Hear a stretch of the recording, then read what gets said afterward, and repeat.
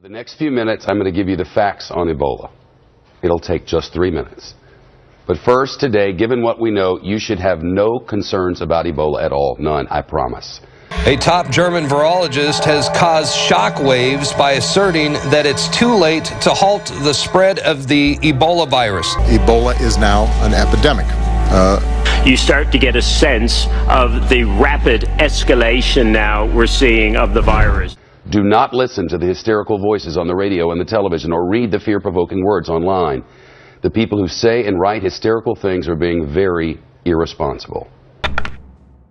Top doctors and virologists are now confirming what InfoWars first reported over a month ago, which is that the Ebola virus has mutated, may have gone airborne. In a piece for the New York Times today, Michael T. Osterholm, the director of the Center for Infectious Disease Research and Policy at the University of Minnesota, writes that an Ebola virus could mutate to become transmissible through the air. Here are the facts.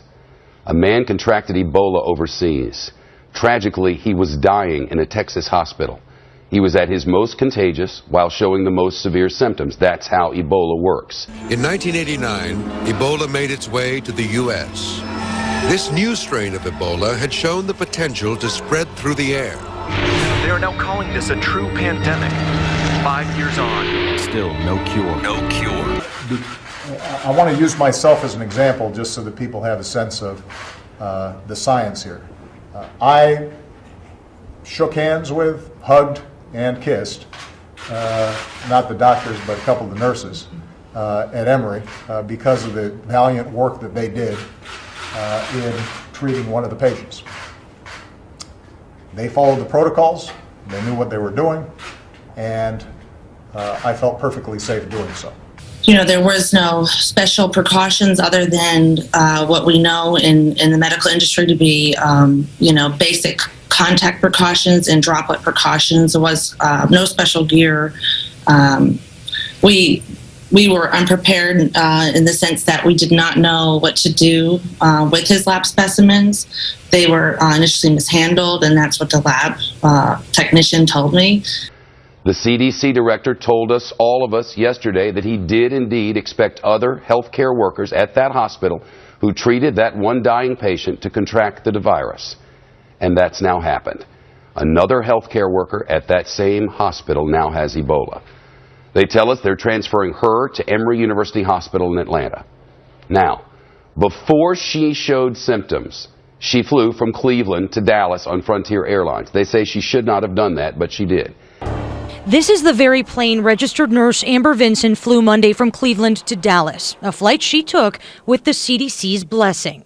She reported she had no symptoms and a slightly elevated temperature, and that she was allowed to go about her travel. No, honestly, I cannot tell you why that decision was made. But as we all now know, if you don't show symptoms, you are not contagious. She did not show symptoms, according to the doctors. We now have a group of German medical doctors in a peer-reviewed medical journal dropping an article that was published by Oxford University Press that has challenged a key assumption regarding Ebola. Still, medical professionals are contacting everyone who was on that plane to make sure each person is okay. You know, me and Taylor actually decided to self-quarantine before we were ever contacted. Frontier Airlines never contacted us. We contacted the CDC, and then finally the Dallas County Health Department contacted us 24 hours later. Wow. Taylor, no call from the airline or from the CDC to you either before you received the packet? You actually made contact first? Yeah, the first CDC package I got was today. That was the only thing I ever got from them. The Texas Department of Health, they contacted me yesterday. That was the first time I heard anything. Now, big picture, and this is important. You have to remember that in the middle of all of this, you have to remember that there is politics in the mix. With midterm elections coming, the party in charge needs to appear to be effectively leading. The party out of power needs to show that there is a lack of leadership. So the president has canceled a fundraising trip and is holding meetings, and his political opponents are accusing his administration of poor leadership. For the purpose of this fact dissemination exercise, those matters are immaterial. Again, these are the facts. We do not have an outbreak of Ebola in the United States, nowhere. Streaming in from all over, another Texas hospital worker is in quarantine right now. She's on a cruise ship. What is the latest there? Well, Jake, this is a 7-day cruise, and now there are reports that someone on board is being monitored for the deadly virus. It's enough to raise concern, but experts say the risk is low. That ship right now on the water and headed back to Texas as we speak. We do have 2 healthcare workers who contracted the disease from a dying man. They are isolated. There is no information to suggest that the virus has spread to anyone in the general population in America. Not one person in the general population in the United States. Suggestions have been made publicly that leaders and medical professionals may be lying to us. Those suggestions are completely without basis in fact. There is no evidence of any kind of which we at Fox News are aware that leaders have lied about anything regarding Ebola. What we were looking for is not an Ebola expert, but rather an implementation expert. Stopping this disease won't be easy, but we know how to do it. Fighting Ebola, the president says a travel ban won't work. So why are so many countries doing it? The default federal law CDC regulation position for the last 30 years on Ebola, smallpox, Black Plague, you name it, has been the same. If there's a major outbreak in a country, ban travel from that nation to your country during the pandemic in that nation. The panic that has tanked the stock market and left people fearful that their children will get sick at school is counterproductive and lacks basis in fact or reason. There is no Ebola spreading in America. Should that change, our reporting will change. But there is nothing to indicate that it will. Best advice for you and your family at this moment, get a flu shot.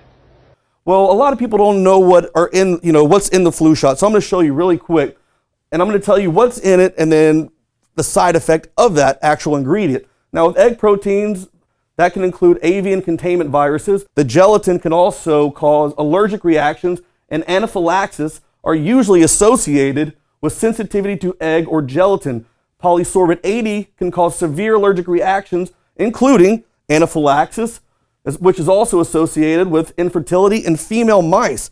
This is something they're shooting into your arm or making you sniff up your nose. Formaldehyde, Triton X100, a strong detergent, resin, all this stuff, mercury, metals. This is mind-blowing, the things that they're forcing us to take. Don't worry, go to sleep. Everything's fine. There's no way Ebola will come to America. I mean, it's here, but there's no way it'll spread. I mean, it's spreading.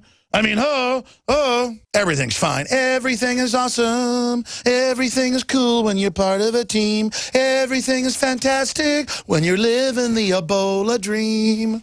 Don't be racist. Get the disease. Bleed and die. Oh, it's so trendy. The insanity reaches the sky. Raise payroll taxes on poor people. It's hailed as a free healthcare program. Death panels for old people. Oh, it's so trendy. If you are receiving this transmission, you are the resistance.